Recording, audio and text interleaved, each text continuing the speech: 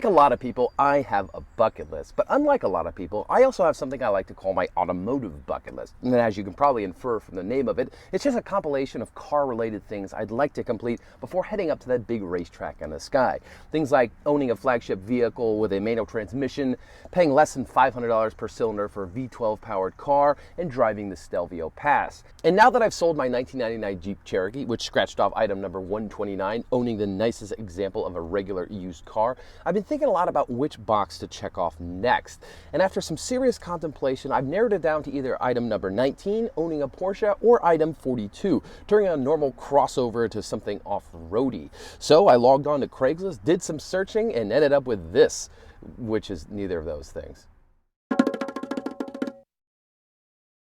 What this is a 2001 Volkswagen EuroVan MV. Now I realize the EuroVan is not exactly as common as a Honda Odyssey, so allow me to get you up to speed. The EuroVan is a van. It was available in silver, and it was made by Volkswagen, probably in Europe. Okay, so I may have purchased a vehicle I know nothing about. But I do know special when I see it. This EuroVan was with its original owner until 2016, and it's covered less than 44,000 miles. This thing is nearly in perfect original condition. Even its tires are original. But this is a 17-year-old VW, so there are one or two problems. The first is that the check engine light is on, which is both good and bad. It's good because I know the check engine light works, but it's bad because I know the coolant temperature sensor and cam positioning sensor don't. So I'll have to fix both of those. But the biggest problem, particularly for the type of van you might want to go camping in during the summer months, is that the AC doesn't work, so it's quite hot. But then I guess that's fitting because it does kind of just look like a giant toaster on wheels. It also needs a good scrubbing, and I need to replace these ancient tires. But other than that, I'm quite pleased with my purchase. Now, since the EuroVan is such an unusual vehicle, I thought I'd give you a tour of it and then highlight all of its quirks and eccentricities and amenities. And I think we'll start here up front, where it's got this hilariously stubby nose. It's like VW copied a full-size American van from the 1970s. And I think there's an engine under here, but I really can't see one. On the opposite end of the EuroVan is this massive rear hatch, which is roughly the same square footage as Rhode Island. But a giant rear hatch means a giant cargo area that's unfortunately bisected by this shelf thing that I'll cover later.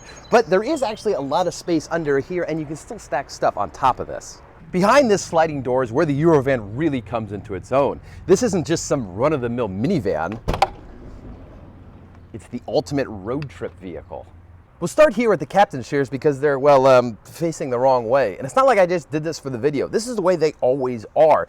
And if you look up here, you notice there's only one headrest. That's because these seats butt up against the front seats.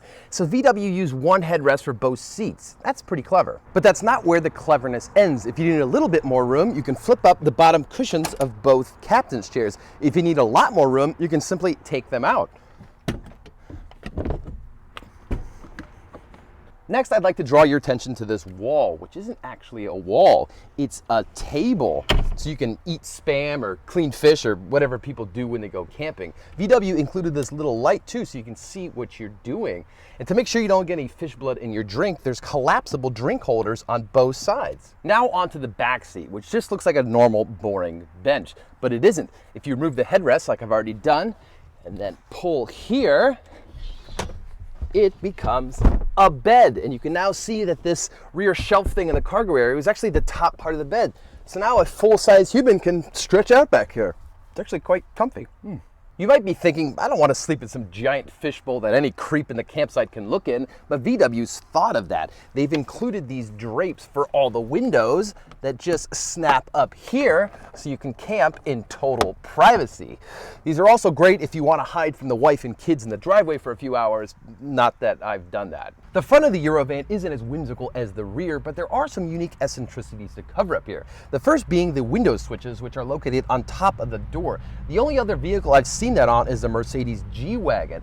It's an odd placement, but one that ensures a trip to the dealership should you accidentally leave your windows down during a rainstorm. The other odd thing about the EuroVan is a lack of storage. There's no glove box, no center console, and the only lockable storage is here in the driver's side door. These kind of MPV vans typically have tons of nooks and cubbies everywhere, but the EuroVan just doesn't. The center stack in the EuroVan is pretty typical VW of the era, but the gear lever isn't. It sprouts from the ground like a medium-sized tree. But I guess the upside is, if you ever have a dinner party in the back of the EuroVan, you can use this as a coat rack. So there it is, an introduction to my 2001 Volkswagen EuroVan, the bucket list item I never knew I wanted. I honestly have no idea what I'm going to do with this thing. Go camping, I guess? If you have a better idea of what I should do with this EuroVan, leave a comment below. And if you want to follow my escapades with this van, be sure to hit that subscribe button. I guess I'll see you around the campfire or something. I bought a van.